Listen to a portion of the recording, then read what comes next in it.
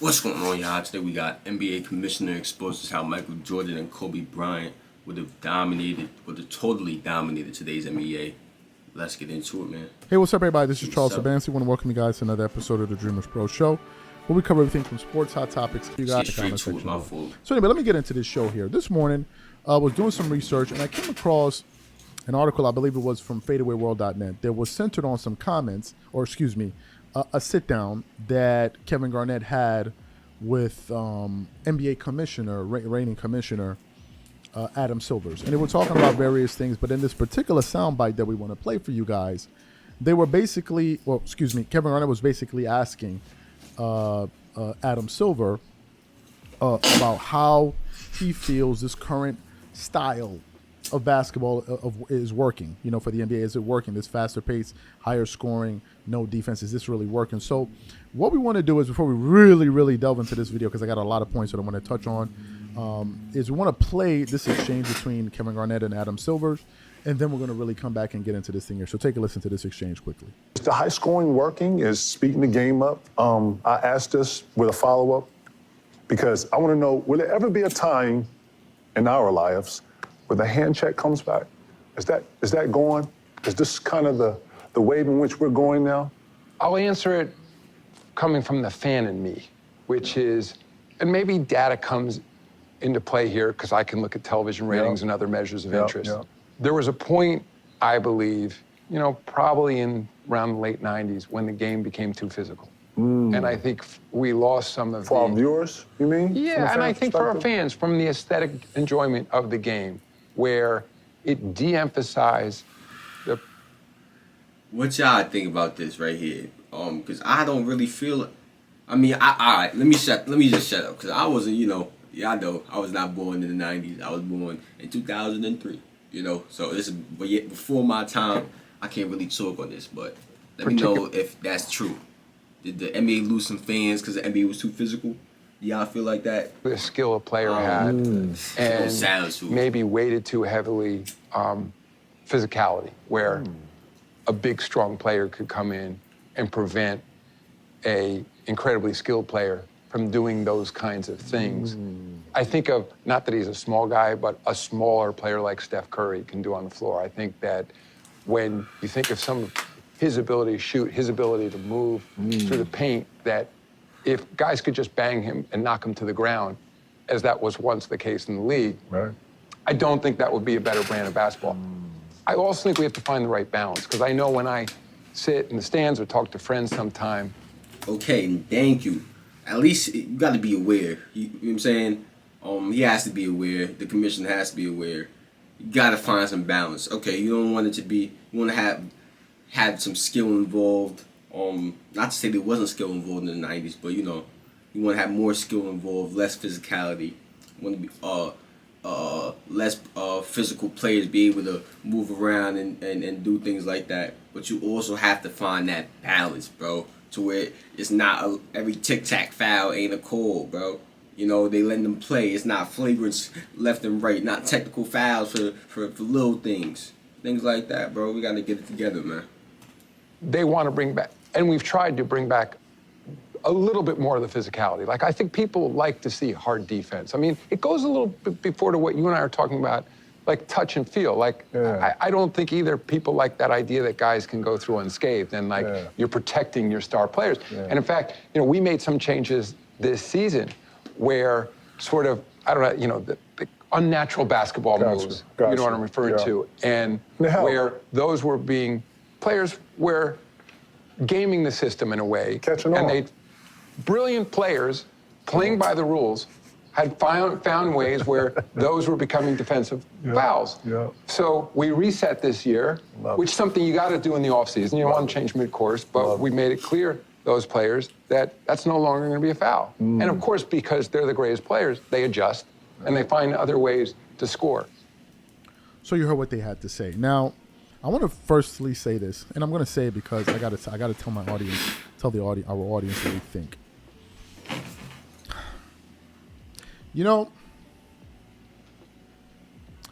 It says a lot about how you treat yourself and how you treat others and the lack of self-respect some of us have for one another.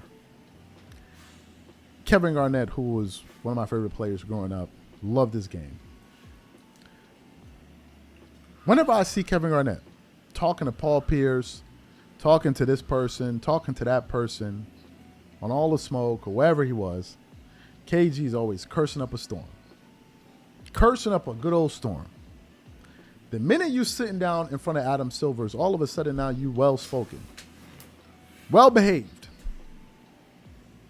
If we only gave ourselves the same self-respect that we gave others, maybe it would be somewhere. It spoke volumes to me. That's a fact. I was listening. I'm like, is this the same KG? You talking facts right now. You talking facts. Okay, it's a deeper message behind this one. Up and down, left and right, cursing. So why all of a sudden you can speak proper English when you're speaking to Adam Silvers, but when it comes to everybody else that look just like you, all of a sudden we cursing up a storm. One day, one good day, when you develop some self-respect, then people will start respecting you. I wanted to say that because it was something that really bothered me. The way you speak to each other versus how you speak to others, it spoke volumes. If that offends anyone, that's their damn business. I'm saying what I thought. Now let's get into the meat and potatoes of this particular show here. This is what I want to focus on. If you listen to what Adam Silver said, he spoke about how the physicality was basically robbing very skilled players of their ability to basically score. So they had to come up with a remedy for that. And then it made me begin to think of two of the greatest scorers of all time. And Michael Jordan, who is by far the greatest scorer of all time. Some people say it's Kareem, some people say it's LeBron. These people don't know what they're talking about. If Michael Jordan played for 20 years, how many points do you think he would have? No, let me ask you. If Michael Jordan played for 20 years, how many points do you think he would have? Nah, real shit though. You gotta put it into perspective. Say is Wilt. I think is MJ. I think MJ is the best two-way player ever. I think MJ and Kobe are the two most skilled perimeter players in the history of basketball, bar none. I think it's those two guys, and then you have everybody else. You have Kevin Durant, you have Carmelo Anthony, you got LeBron, and all of these guys. These guys are after those guys. This is just my opinion. And if you watch basketball, you would know this. Basketball is not a stat sheet that you read. You got to watch ball to really understand it. I didn't learn about basketball by reading statistics. I watched it. I learned about it by watching it first. Obviously, then so much shit reading they the just be numbers. blurring out You stats. can't just read numbers and not watch It's basketball. So let me get ridiculous. into the meat and potatoes of this thing here. I chose to focus on two of the greatest scorers of all time in NBA history, bar none. And Michael Jordan, the greatest player of all time, and Kobe Bryant, the third greatest player of all time. And I specifically focused on their highest scoring seasons. That was Jordan's 86-87 season, where he averaged 37 points per game, and Kobe's 05-06 season, where he averaged 35.4 points per game. So let's just get into it. It's been a very long time since we did one of these videos because it takes so long to research all of this data. So let's just get into it here. That season, that year, Jordan scored 37.1 points per game. He shot 48.2% from the field. I'm going to give you the most relevant stats here that I believe are relevant. He attempted 11.9 free throws a game. He made 85.7% of his free throws.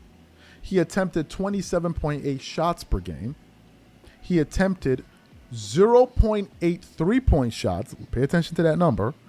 And he made 0.1 3-pointers per game.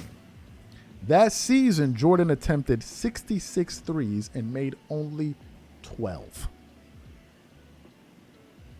66 threes and made 12 on the season.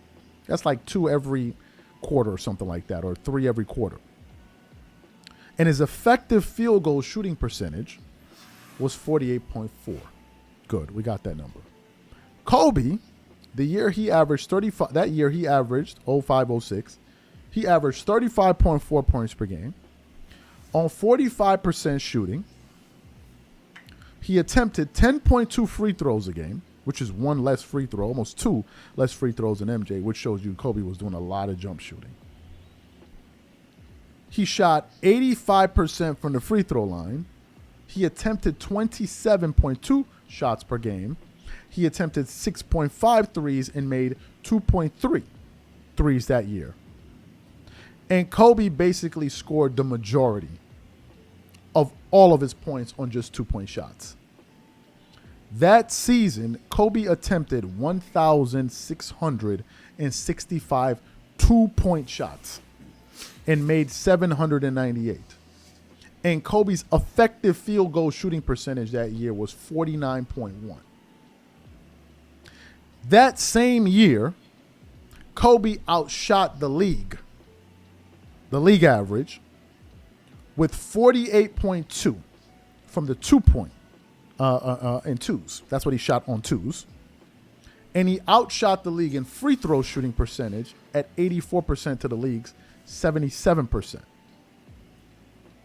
That season as well, I want to give you some of Kobe's shooting percentages from different distances on the floor. This is why when you listen to the Nick Wrights and all of these people tell you about basketball, you know that y'all are just, he taking you guys for a nice long walk. That season, from 0 to 3, Kobe shot 61%. From 3 to 10, he shot 49.4%. Hear what the hell I just said. From 3 to 10, he shot 49.4%.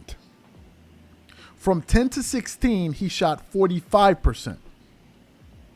From 16 to the three-point line, he shot 42%. And from the three, he shot 37.4, and the league average was 35.8. So he was about a percentage point down. And Kobe was not a three-point shooter. Anyway, you can't be a three-point shooter and average all of those points anyway, because it would mean that that's your sole discipline, shooting threes.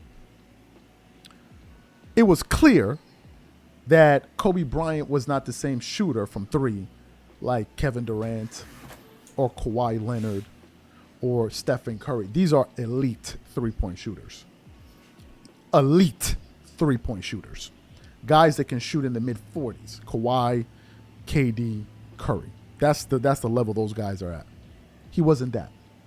And some of you may be asking, so why are you bringing all of this up? What's the point of all of this? I'm bringing all of this up to show you just how prolific MJ and Kobe were as scorers.